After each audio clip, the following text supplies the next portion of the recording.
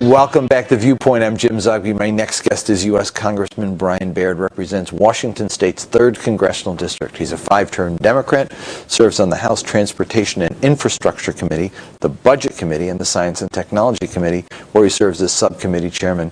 He's a member of over 30 House caucuses and vice chairman of the newly formed Friends of Jordan caucus.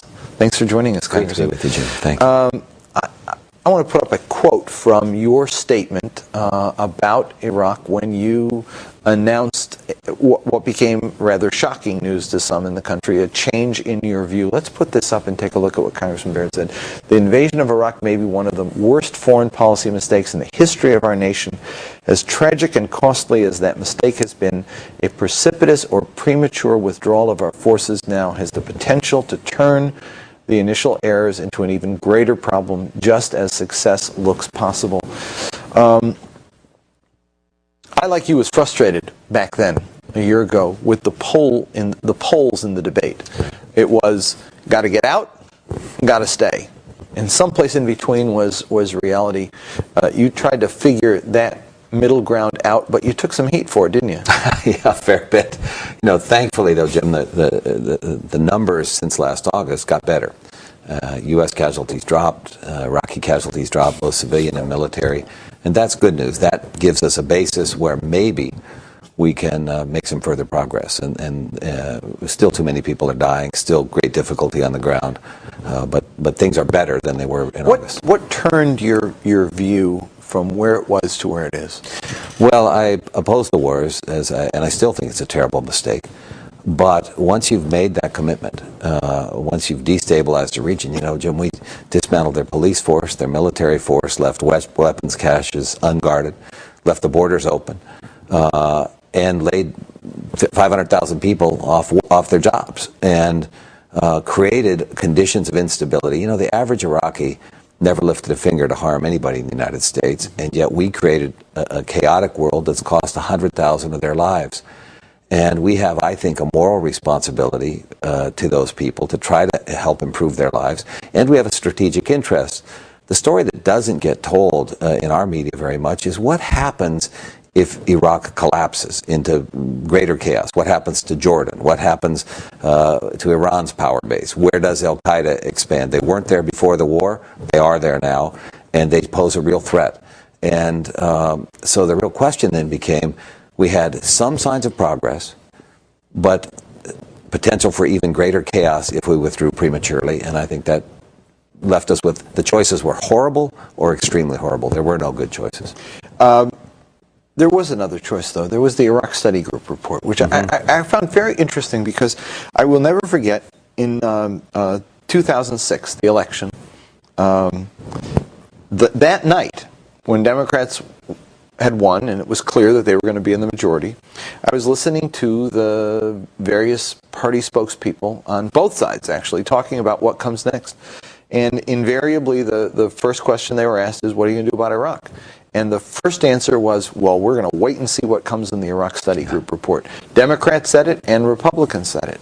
The report came, and it was much awaited, but also extremely ignored. It got put on the shelf, and dust has been collecting ever since. It looked for a bipartisan way out, to get out, but to do so responsibly by creating a security framework that would allow for stability and for the U.S. to leave. Clearly, we can't stay forever in a situation like that. You heard Patrick Coburn talk about the mess that's there and the fact that it's not getting better, and to some degree we've become more of a divisive force than we were before. But we're stuck. I mean, we absent doing something new, we're going to be there forever, or if we leave, more difficulty, despite what some Iraqis say that it'll all fall in place if we do leave. Is there any new thinking going on? I mean, is there anybody who says, let's bring Jim Baker and Lee Hamilton back to the table? Is there anybody asking for some new ideas, or are we still stuck with the stay, leave, or chaos? Well, I think we have to have some new thinking, and one of the things I've said all along about if we, you know, one of the arguments has been, well, we should impose a timetable, as if that will force people to get together. You can make cogent arguments that imposing a timetable causes people to withdraw into their own camps and get ready for the chaos that would follow. there is an interesting change that I think has happened. Last year, when one spoke with a number of Iraqis, they would say, you folks have to leave once it's safe for you to leave. And there was this sense of, we want you out of our country, we don't want to see ourselves as occupied, but we acknowledge that if you left now, the thing falls apart. Some of the successes of the Iraqi security forces suggest to me that maybe people are saying, we're getting closer now to being able to handle our own security, and you need to start looking for the time when you will leave. I think it's best for us and for the Iraqis if a timetable comes not imposed by a congressional fiat or frankly by our executive branch, but by the Iraqis themselves working maybe back channels with our people and saying, look, this level of withdrawal will allow our troops and police forces to gain security. Under the surface of this stability, there are some deep sectarian rivalries. I mean, the Muqtada al-Sadr people lost, but the Badr brigade in the disguise of the military are now in control. The armed groups in the Anbar province and in the western part of Baghdad are as sectarian as ever, and the Kurds are sitting pretty and looking for ways to expand southward. I mean, there is a calming in the violence, but not a de-intensification of the divisions that are there. I mean, it still is a seething cauldron that in some ways the calm is masking. It is. I think there are a couple of critical events coming up, and I wish, you know, unfortunately, that the debate about the status of forces agreement is now starting to mirror the get out now, stay forever debate, and somewhere in there has to be a more realistic, maybe not happy, but a more realistic medium. I think one of the critical events we have to look to are this fall's provincial elections. They're likely, I understand the date is likely to slip past October, but there are some logistic issues and some political issues and legal issues to sort out.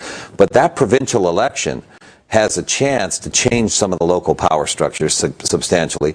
And then, of course, next year there are national elections. An interesting question is, in an ideal image of the U.S. presence would be that our role there is to create a stable enough system wherein a real and fair and representative election can in fact take place. If you're skeptical as an Iraqi about that, one might say, well, the Americans are really just staying to make sure their guys win the election. If it's the former, one could say that we can stay there, help them have a fair and reasonable election. If that transition can be achieved, then a more gradual withdrawal, because they'll have even more experience and more trained security, and maybe they can get along politically at that point. That is certainly my hope, both in terms of that's what our role would be, and that would be the sequence of events after that point.